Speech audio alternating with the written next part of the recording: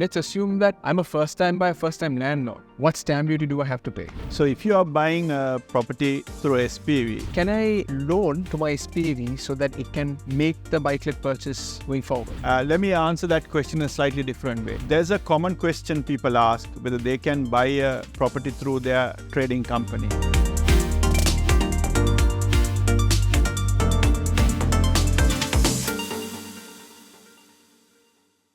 Okay, so going back to the conversation we had about tax benefits, what about stamp duty? What is the stamp duty rate applicable if I am to purchase a buy-to-let property? Let's assume that I'm a first-time buyer, first-time landlord. What stamp duty do I have to pay? So if you are buying a property through SPV, it's as good as you buying a second property through your personal name. So when you buy a second property on your personal name or SPV, you got to pay 3% additional stamp duty. So on top of your normal stamp duty, you got to pay 3% addition. So that doesn't really change. So yeah, so if you're buying a buy-to-let property, usually you have a residential property in the background, and then you're buying a buy-to-let, stamp duty is the same. So I'm going to assume that I own my residential property on a mortgage or without a mortgage, irrespective of that. Let's say I'm also owning a buy-to-let property in the background. Can I sell it to my SPV if I set up one? Are you talking about the residential one or the buy-to-let? The buy-to-let one. Okay. Yeah, you can. But there should be good reasons, because if you are moving the buy-to-let property to the SPV, you'll have to pay stamp duty, that additional 3% stamp duty plus the normal stamp duty as well. So obviously you need to work out the maths to see whether it's beneficial for you. A lot of our clients have done that. Some people have benefited from it, but for some people it just doesn't make sense. Especially if your property values are very high, that stamp duty can be a killer, right? So you probably don't want to do that. But yeah, you can move it to the company, but whether it's going to benefit you will depend from individual to individual. So in a scenario where I won't be selling my existing residential to the SPV while moving it to another property, then what would be the implications of stamp duty on that transaction? Yeah, so if you're moving that, you have to pay the full stamp duty like you're buying a brand new SPV property, which means you're paying, 3% stamp duty extra on top of the normal stamp duty.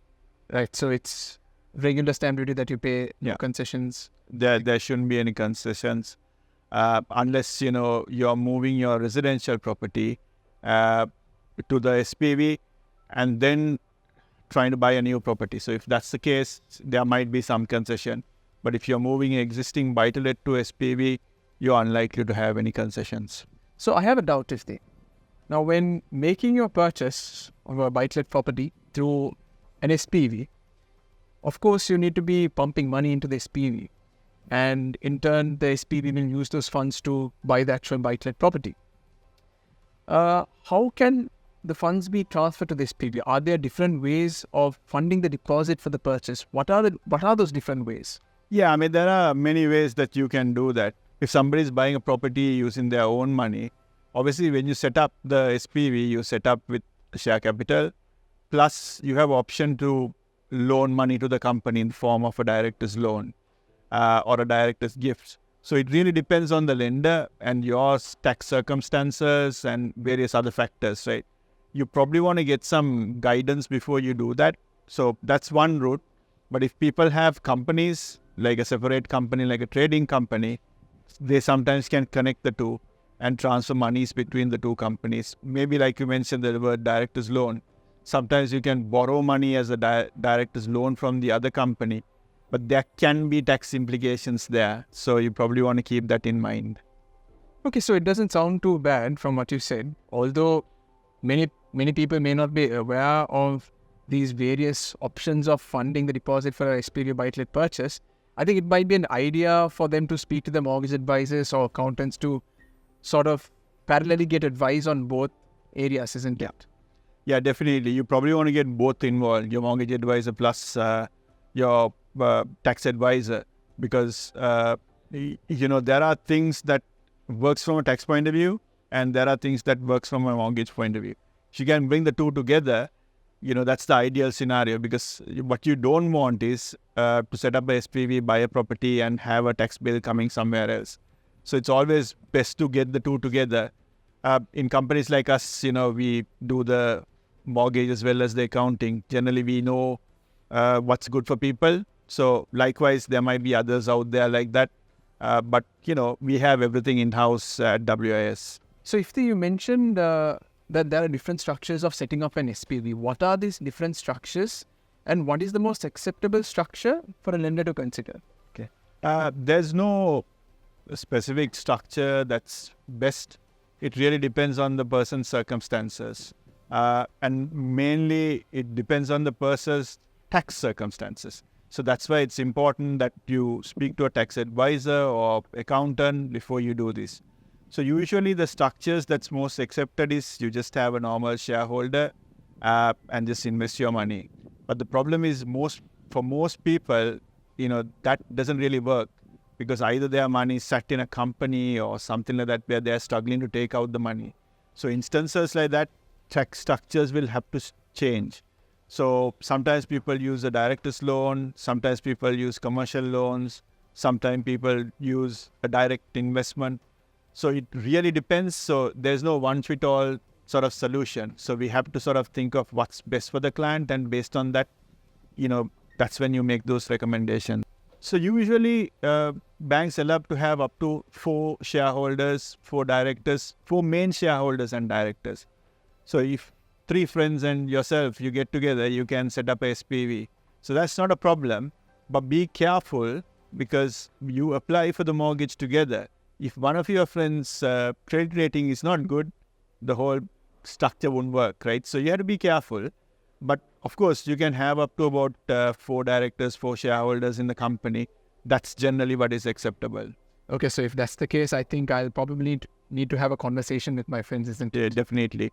Because any bad credit somewhere, it'll affect you as well. But also think, right, because, sometimes you all are friends now, but you're not friends in few years' time. And even if you are friends in few years' time, your priorities might change. One might want to sell and the other might want to keep it as well, right? So those can cause problems.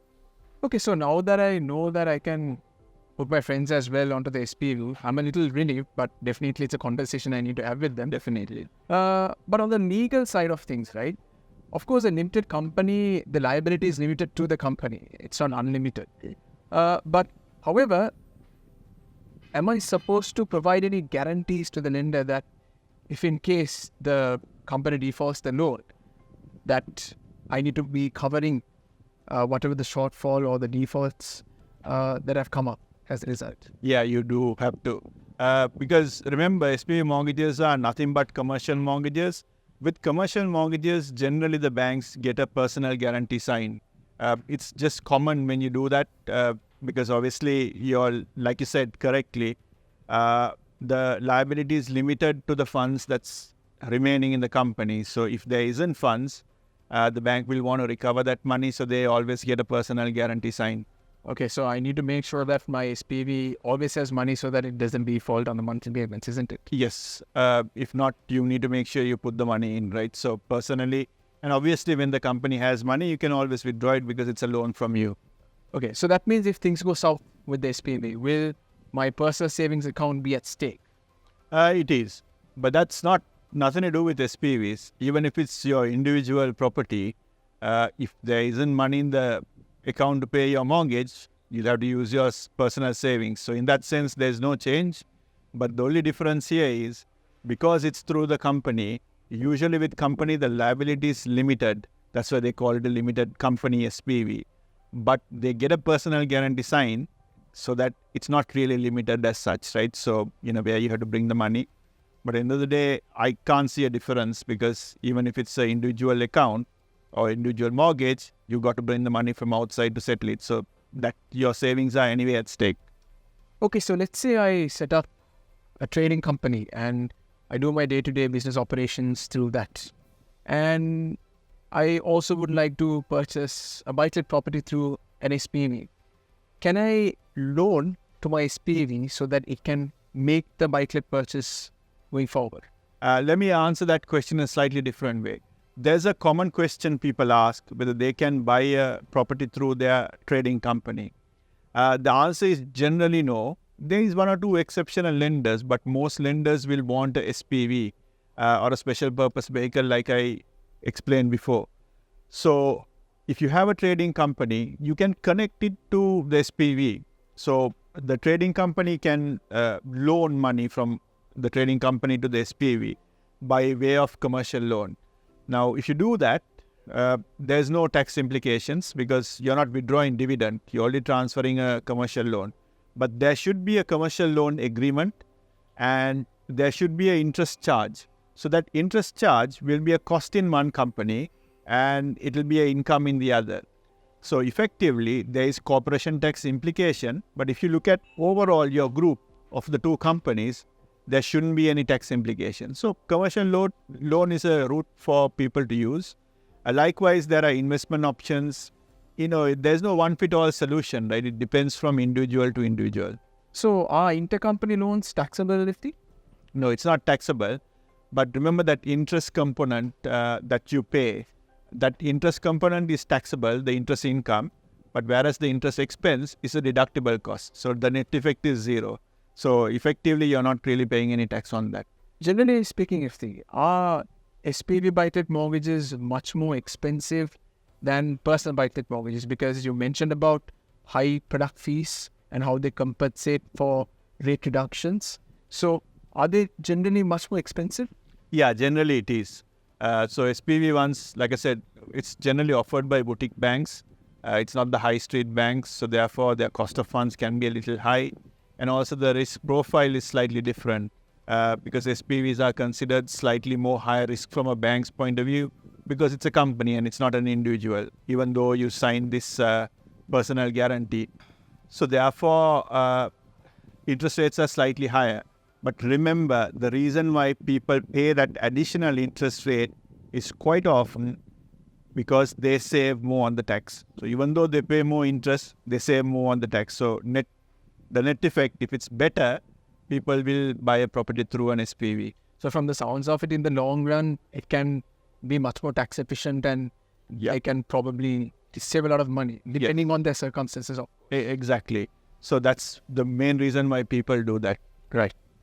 So before we wrap up this episode, I'm already doing my cost-benefit analysis mentally. I definitely need to know the additional costs that are involved in getting a SPV because it's not going to be a straightforward decision for me or for many of the people watching this video. So what are the additional costs that I need to be aware of apart from the product fees that you already mentioned? Yeah. So generally, solicitor fees are a little higher because remember, you got to get this personal guarantee signed. So solicitor has to do a little extra work. Sometimes the bank will request for you to get independent legal advice as well. So that can add to your cost as well. So keep that in mind. Also with the SPV, you need to file your accounts every year with Companies House. Generally, the accountants charge, even if it's your individual, they charge to do the work. But whereas if it's a limited company, they generally charge a little bit more.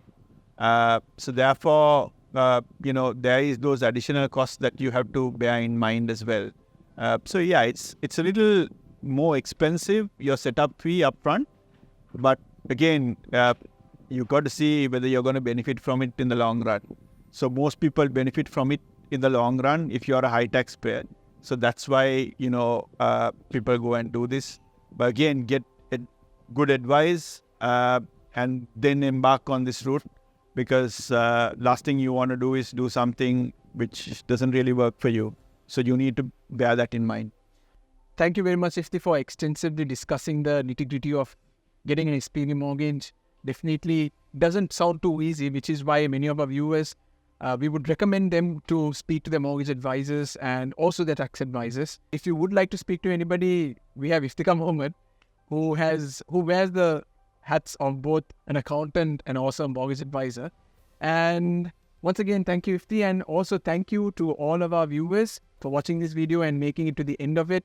If you liked this video and found it useful, smash the like button, subscribe to our YouTube channel, and if you have any questions at all, simple or complicated, leave them down in the comment section below and we'll be more than happy to answer them. And if you want to speak to a mortgage advisor like Iftikhar himself, you can call us on 0203 0111 986, or you can write to us on help@wismortgages.co.uk. So this is Iftikhar and Pradesh signing off from Let's Talk Mortgages.